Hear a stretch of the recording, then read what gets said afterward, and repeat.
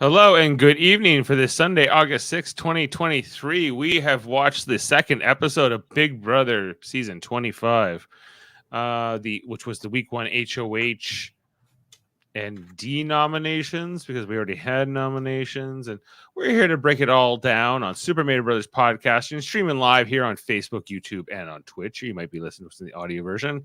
I'm Dave Mader, joined with Jaemeel Robinson. Hello, sir. Hello, how you doing?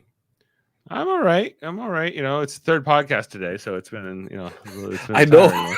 Look, we earlier did the Mary Mater Marvel Society earlier, our Yes. review for Secret Invasion, and I could tell you were having a day.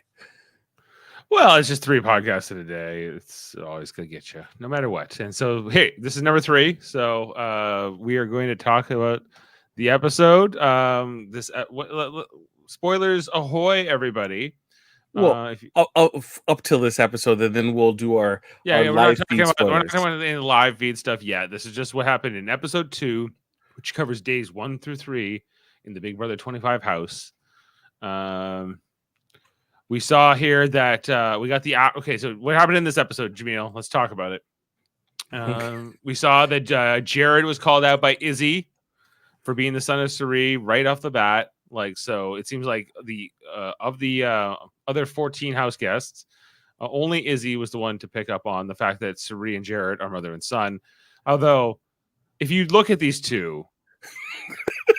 Like their faces, their faces. It's pretty obvious. You don't want to be the person who says, it's like, are you saying that we all look the same? And it's like, well, you two are related, so yeah, you do, because they do.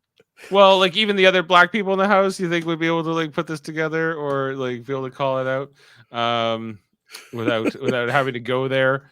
But Izzy knew this somehow, and she's like, she calls immediately. She immediately calls it out, and then she's really sketch about it, quite frankly.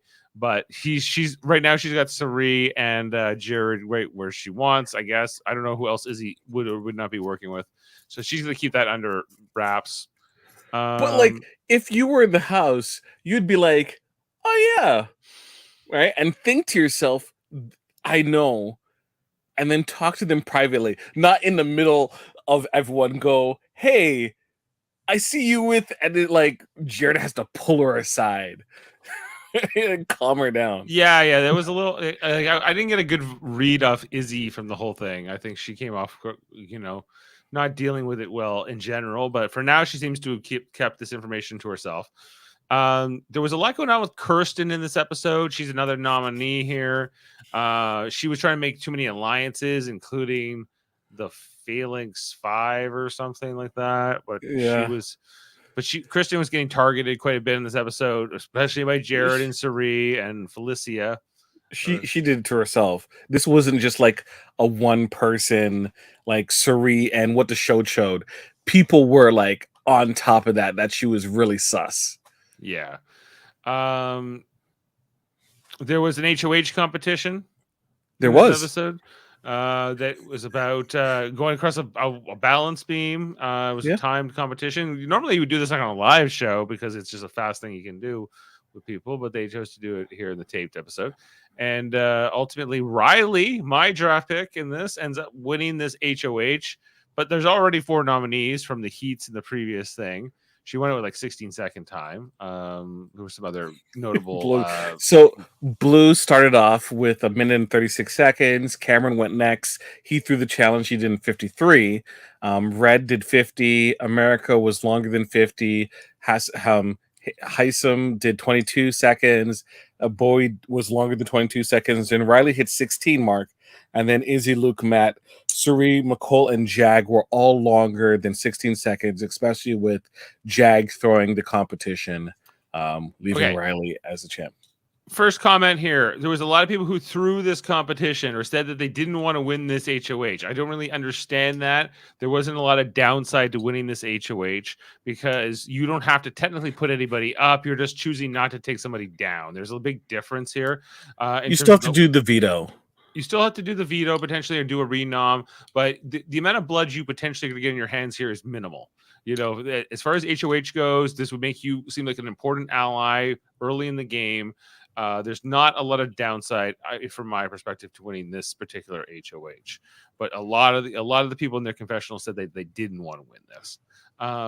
Ultimately, Riley wins this with the 16 seconds. Good for her. So she seemed to be trying to use that information or that power to her advantage as much as possible. She seemed to not blunder too much. Oh, by the way, while we're on Riley, this is Sam's new favorite crush. Every season. Who surprise? So surprise. Yeah, like, come on, Sam. You have a type, and your type it was pretty obvious. The type is pretty. I would say a certain type of girl, a woman, is Sam's type.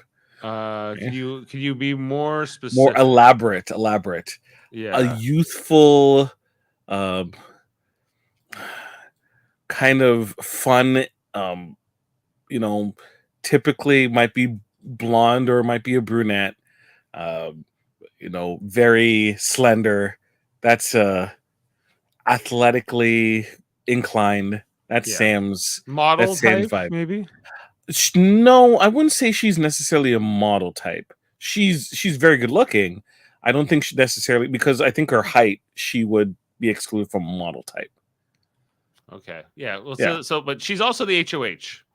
She is also the HOH. So she ultimately, there's not a ton in the episode in terms of like her deciding who she wants to take down of the 4 nominations, because it's Jared, Kirsten, Felicia, and Corey are all already on the block. So she has to choose to take 2 down. She ultimately will choose to take Jared and Corey down, leaving Kirsten and Felicia on there. Which is a change from what happened from earlier in the days. Now this is really only covering Wednesday to kind of Friday-ish that all of this is happening.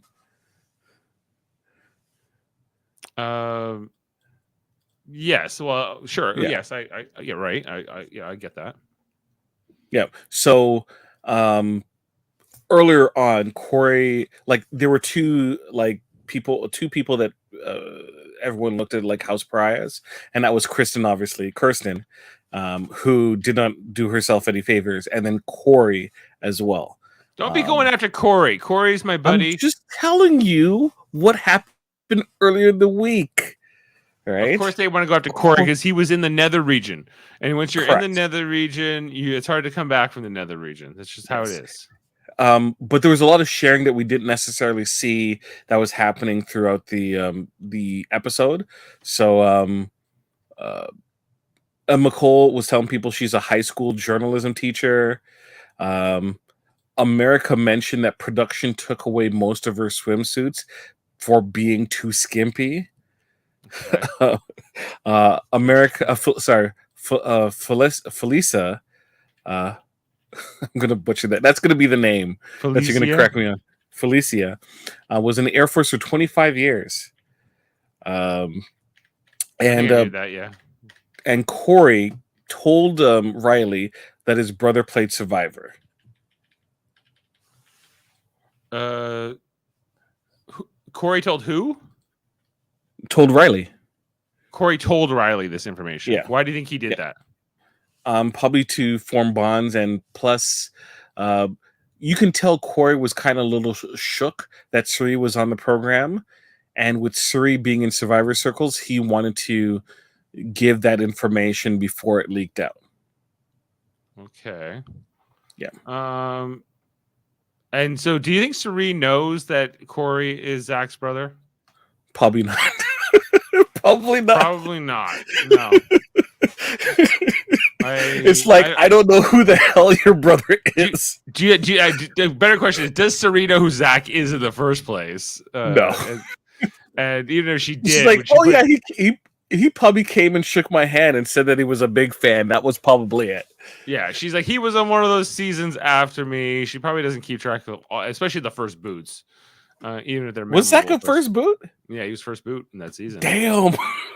Yeah. So Okay, it so looks that's like even Corey will more not be reason. the first boot of Big Brother 25. So at least There's still time, technically.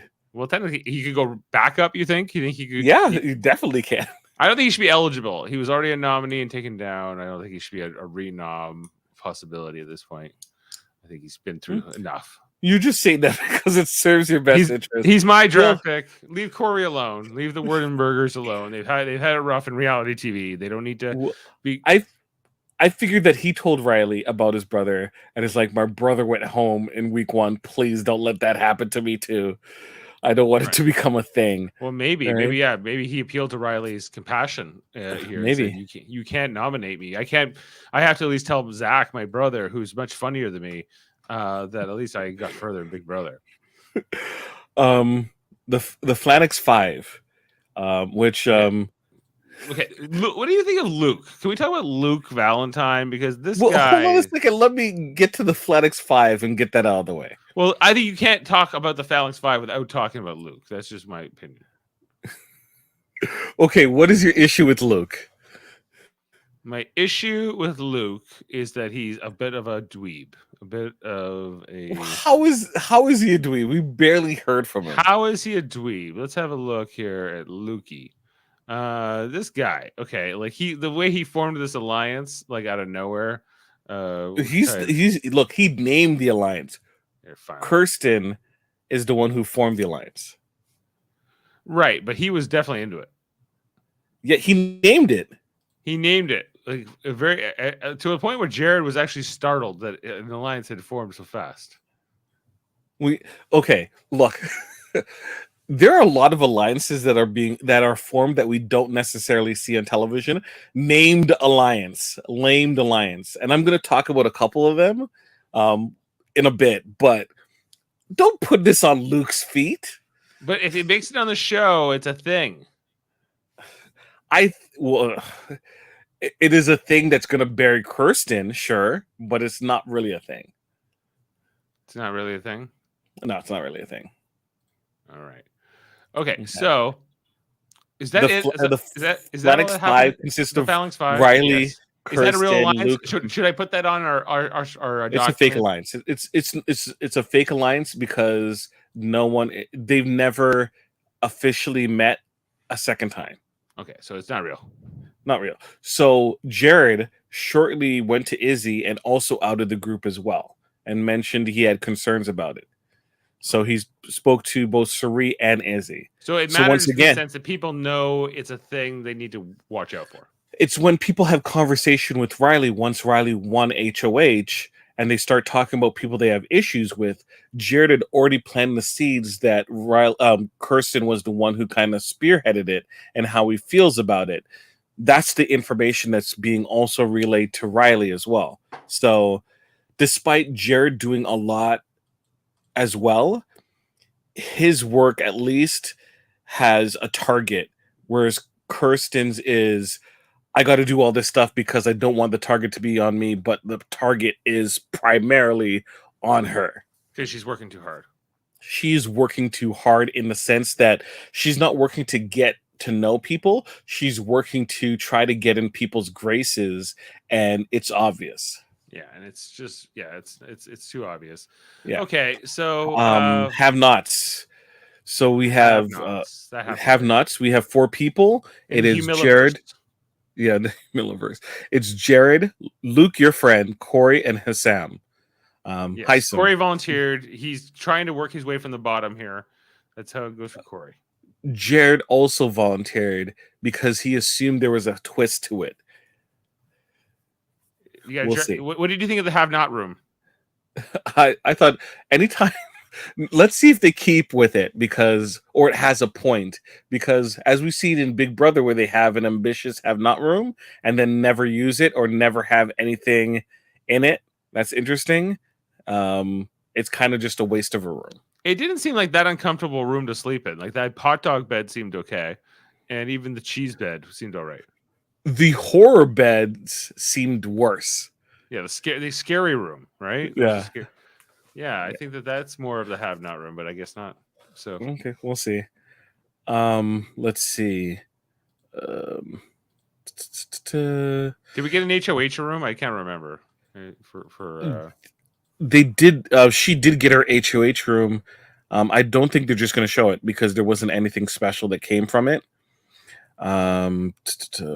Riley has stated that she feels the most distant to Luke and Izzy. Those two. That was earlier on the week. Okay. Right.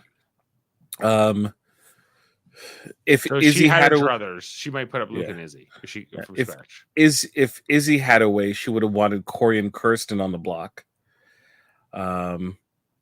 Kirsten has mentioned to Riley that she believes there's an all-men alliance, and there's been some rumblings. Now, keep in mind, this is different from live feed spoilers because this has happened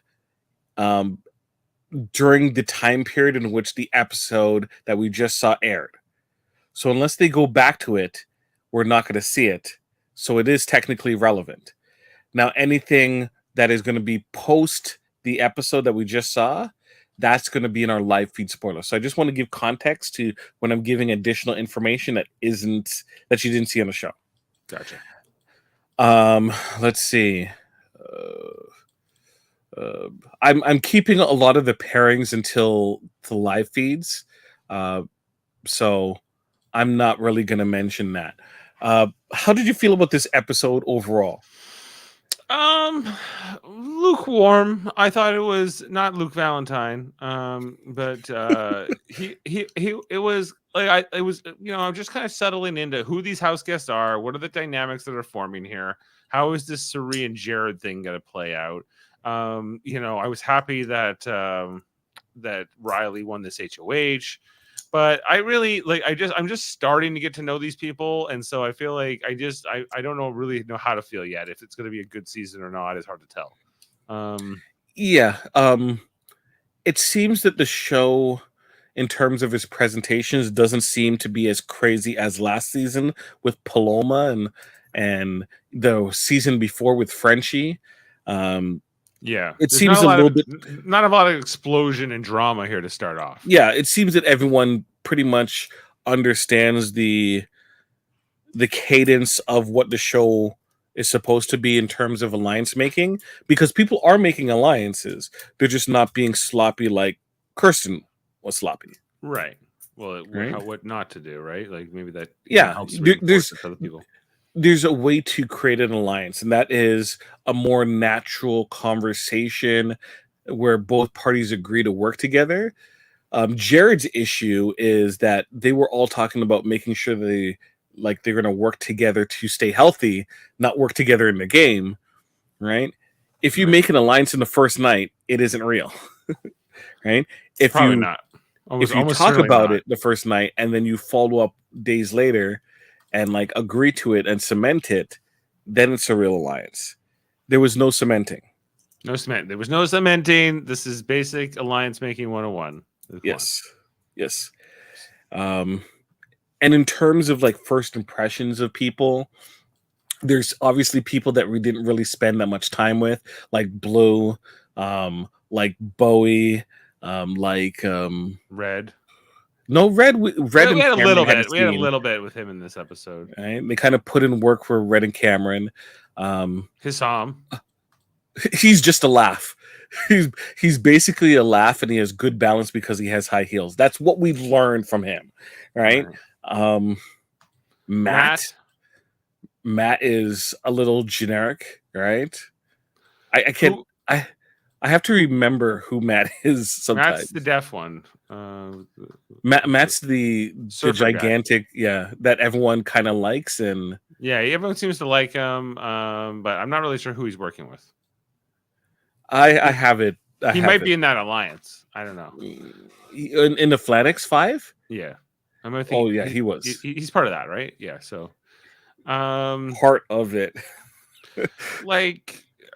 Cameron, I'm not sure about. Cameron seems like the biggest wild card in this cast, in terms of what Cameron might be, other than maybe Luke. We don't really know what Cameron and Red are going to be. All we know is that little fun sequence. Really, right? Are you rooting for Jared and Suri, or how are you feeling about them as this dynamic?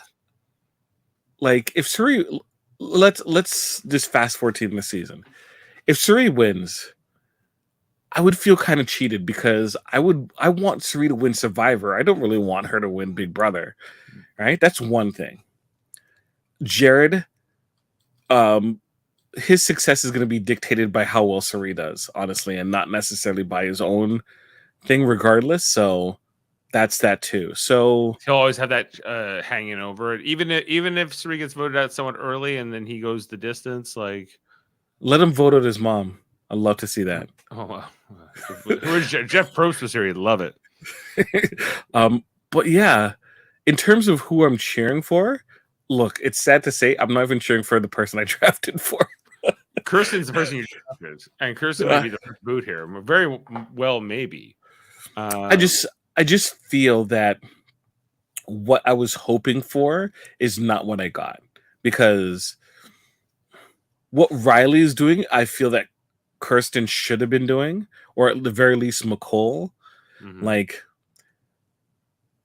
I feel like Kirsten is, and this is just from first impressions, very minimal time, is that she's not making connections with people, and that might be something to do with the facade that she's working with, and that means she's very put together all the time, it seems, right? And I don't know if she's used to making connections with people personality-wise, where immediately Riley was in her civvies and very casually and showing off some tricks to Jag, right? And really connected with Jag immediately. Yeah. Right? We never really saw... For a minute, I was like, are Jag and Riley going to be a showmance? It could be. It could be. Why not? Whereas Kirsten seemed like she was being manipulative, talking to Suri. Kirsten feels desperate, and trying. Yeah. Her idea of playing Big Brother, I think, is not going to work. She thinks it's like almost like murder mystery or something. I don't know, but it's the energy is all wrong. So it's not an escape room. You don't. It's not an escape room. Yeah. Right. You don't try and like solve the puzzle in the first like 5 minutes. You're not like, it's almost like she wants to be in character, right? And so, but kind of, yeah. And that's not gonna. She might snap out of that if she somehow survives this week, but right now it doesn't look good. With Felicia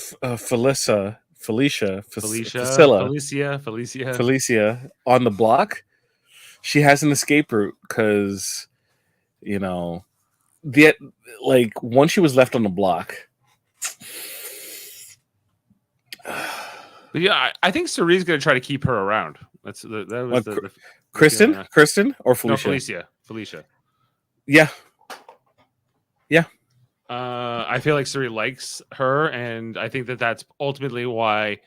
I think Corey did a lot of work to get himself off the block here, because I think the easier thing would have been to leave Corey and Kirsten on there, but I think Riley's more worried about Corey being an enemy as opposed to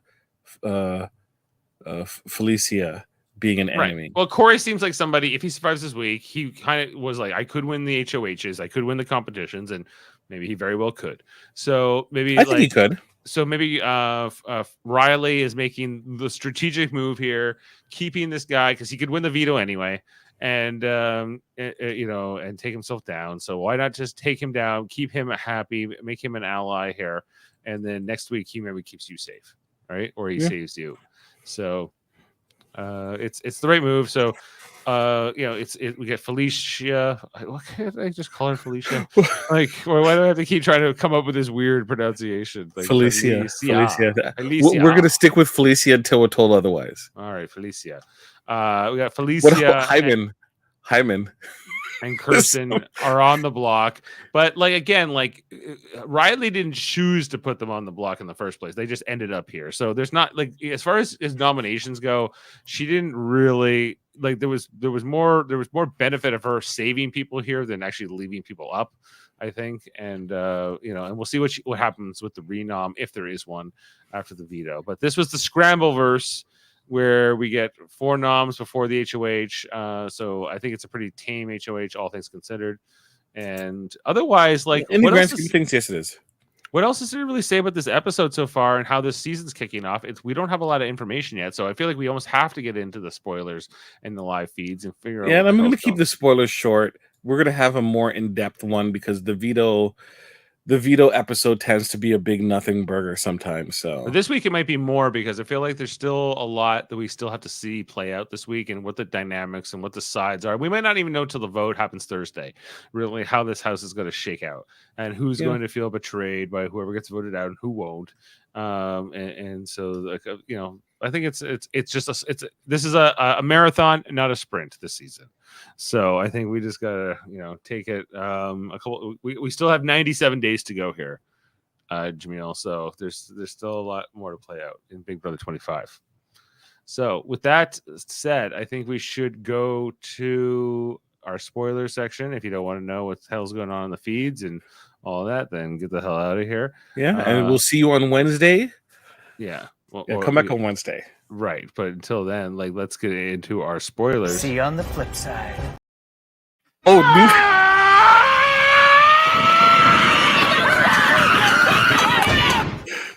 new package. You see, you threw me off there. See you on the flip side. See you on the flip side. All right, so let's talk about the sides of the house. So right now, it seems like there's two sides to the house. Okay. Do they have names? So which side one? Okay.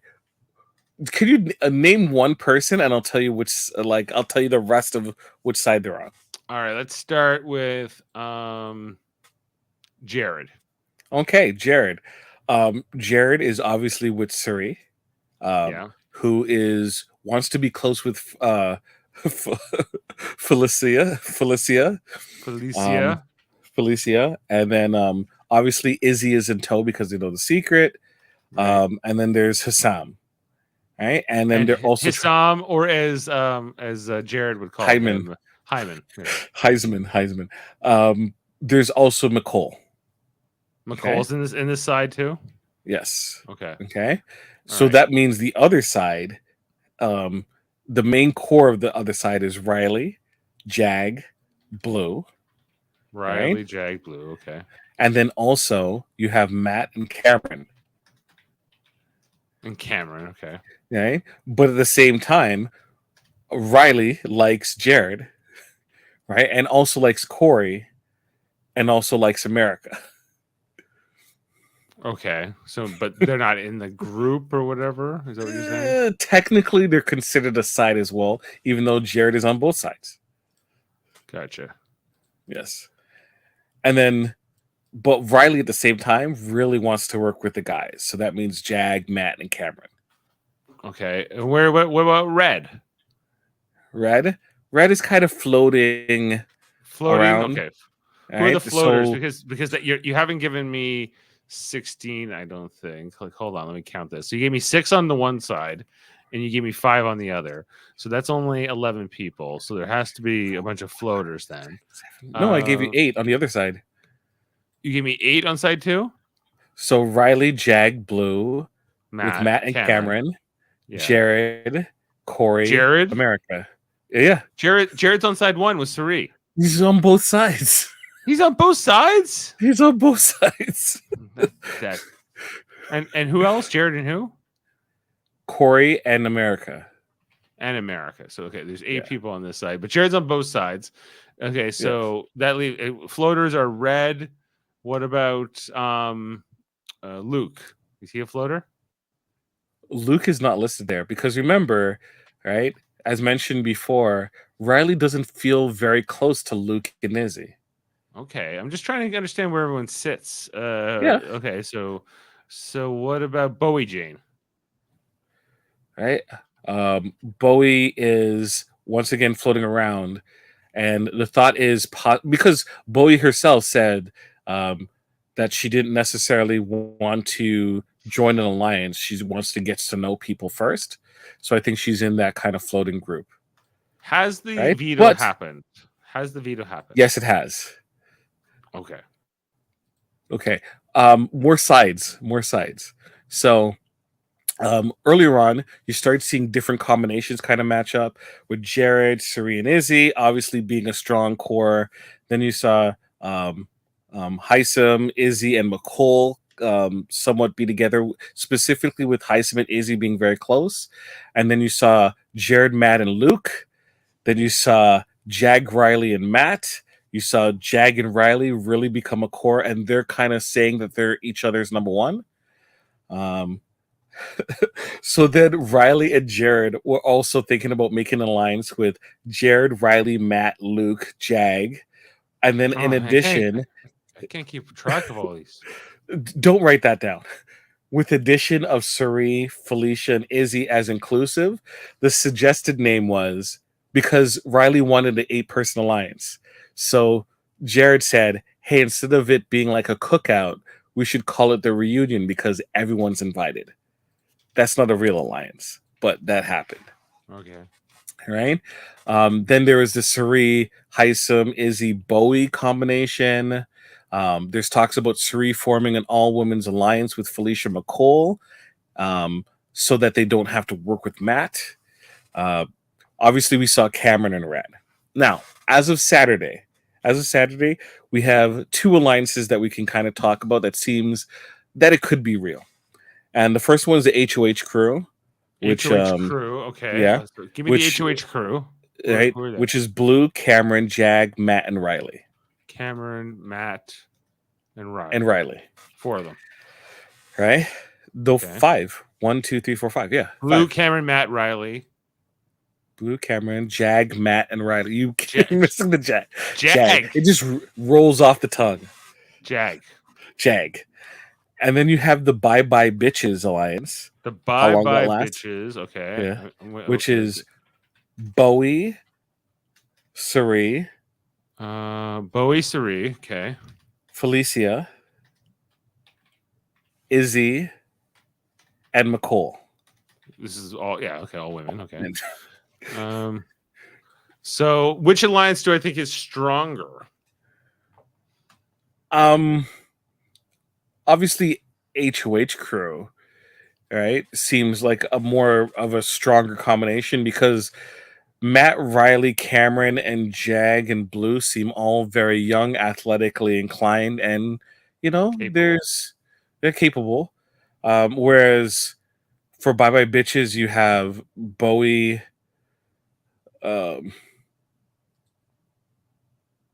Izzy, maybe McColl.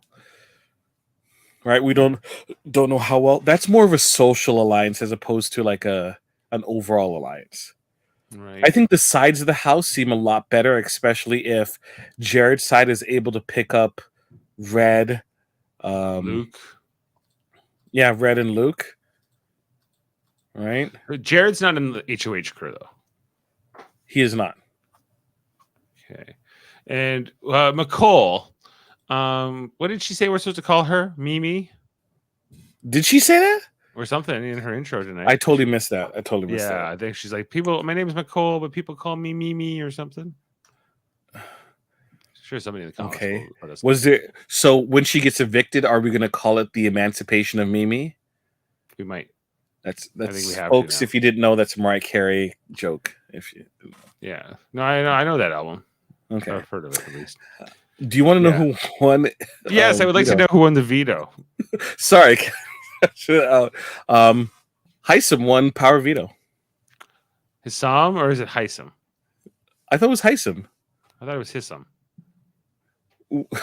We'll pick one. You pick this one. I picked the other one. You pick this one. I think it's Hissam. Hissam. I'll keep referring to Hissam until I'm told differently. Okay. So Hissam wins the veto. Does he use the veto? I think he has to. On who? Felicia. Okay. Now, the worry is that if they take Felicia down, then Suri might go up. And who's worried about that? Shouldn't the other side of the house be? The side of the house be? Well, is Hissam worried about Suri going up? He might be because he's working with Suri at least in one sense, right? Mm-hmm. Okay, so maybe he doesn't want to see her go up, so maybe he keeps the noms the same, and they just vote out. It's okay because what you also said was that let who's the other nominee this week? Kirsten. Kirsten. No, Kirsten's not in any of these alliances you listed off at all. So they've already currently, but Jared has thought that if she does somehow remain, they need to scoop her up. Okay. Like I just don't. Like. Do you feel like there's a chance that it's not Kirsten who gets evicted this week and somebody else gets evicted this week? I've seen it way too many times. Especially the worry. My worry is Felicia is still such a big target as being an older person in the first boot. Mm-hmm. And then you could always there's going to be the argument is like we can vote out Kirsten anytime. Yes, but I think like the Felicia has value to some of these house guests, and so there's more incentive for some of them to want to keep her around. Whereas there's no one who needs to keep Kirsten around. She's not important to anybody's game. But isn't that in a sense a good reason to keep her because you can weaponize her? Like if you're Riley, you can go, oh look, Izzy, Jared, Sari. If you know you're one side of the house, you can just tell Kirsten, hey, these three people came to me and said that you introduced the Flaniks, you were making all these side alliances, and you got a lot of people worried. Right? You leave that loose cannon in the house, and then at the same time, you know, she's going to be loyal to you, and she has such a big mouth that you know that you could always get rid of her worst push comes to shove, especially next week when you might be on the block. I think that it would make more sense to vote Kirsten for most of these house guests than I'm sure it's not going to work for all of them, but I think a few more of them are going to be wanted to do that. So I think that Kirsten almost certainly gets voted out this week, but we'll see come Thursday. So. Okay. 14 people are going to be voting. It's crazy. 14 people. Do you think there will be any more house guests to come in? I hope not. Yeah, I hope what's not. your gut telling you? I don't think so. Like, unless they want a double eviction, there has to be an additional house person, you know, added to the cast, or yeah, or a buyback is going to happen because, like, they're going to want to do a double eviction. They're gonna want to. Right.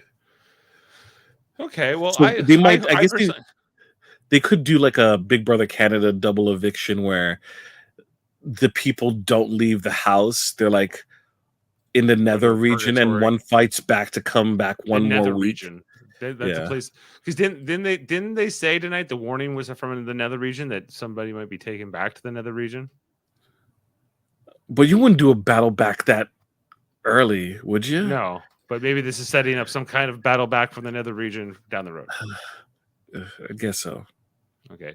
Well, we'll see how this is going to play out. It's still early. I think we're out of stuff to talk about really in terms of this content, unless there's more in the live feeds that we need to. No, I have to go through more. Okay. This is the information I was able to scoop through during this long weekend.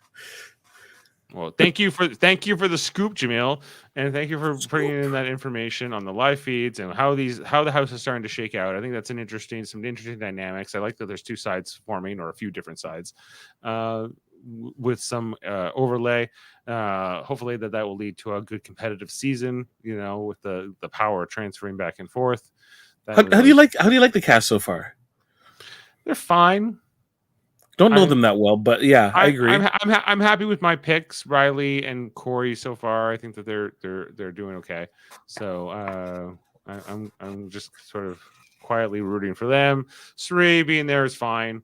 I'm not too impressed with Jared. I think he's a bit of a dope. But it'll be I think he's lucked out. Lucked out. But it'll be interesting to see how him and Sri play together. They might be good. And he's so obvious. And there's a few of these house guests I'm not super into yet, like Luke and probably even I don't know, Cameron. So like there's a couple that I'm just like not super feeling yet, but we'll see if that changes. I haven't made my mind up about them. So I was worried about McCall that she would be because of Taylor's win, that a political strategist was going to be targeted early. Right.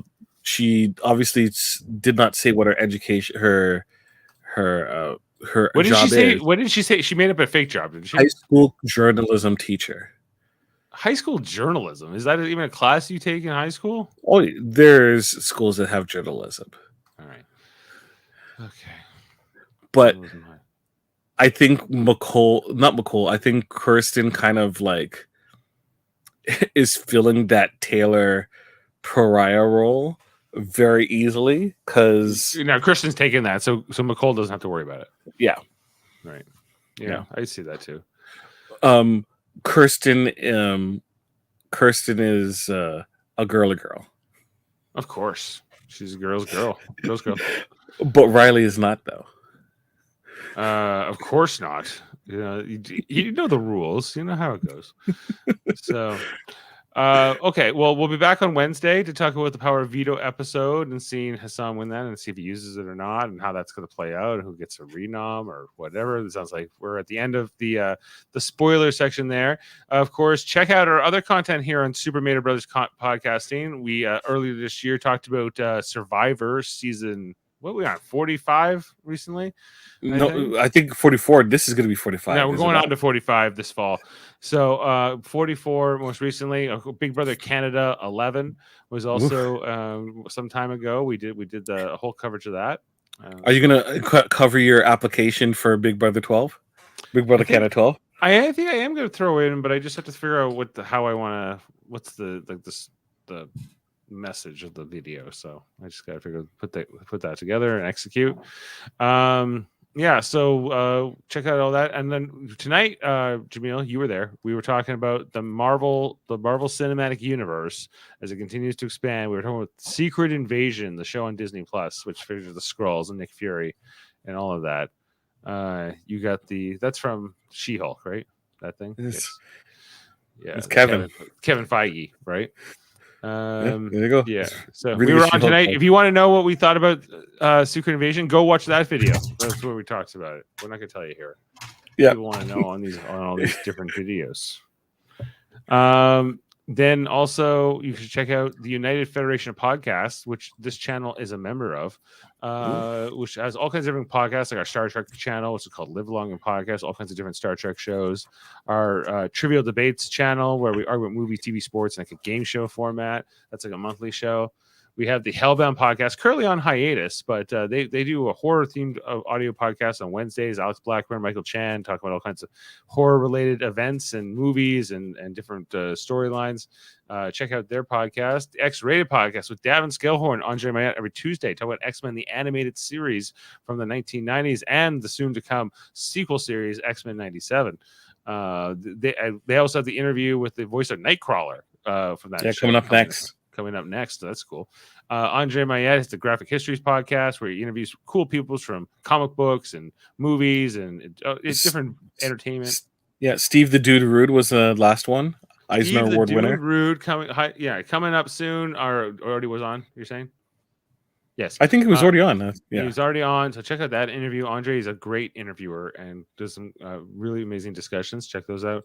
Hold Up, a movie podcast every second Wednesday with Davan and Murphy. Talk about 3 movies in a theme. I think they're doing, what is it? Prehistoric movies or something like dinosaurs. 65, The Quest for Fire, and the new one that they switched up from Jurassic Park.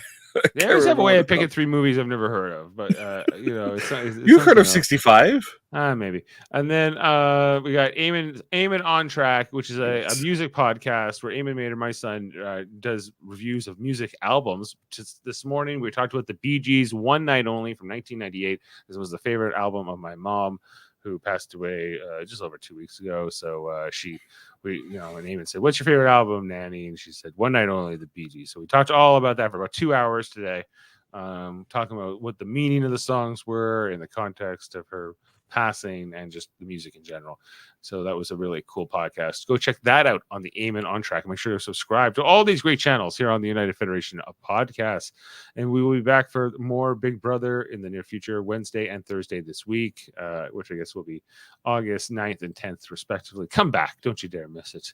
And we'll see you then. Until then, I don't know, Jaemeel. Bye, Felicia. Bye, Felicia. Okay. We'll see you next time, everybody. From outside the Big Brother house, I'm Julie Chen Moonves. Love one another. Good night. See you on the flip side.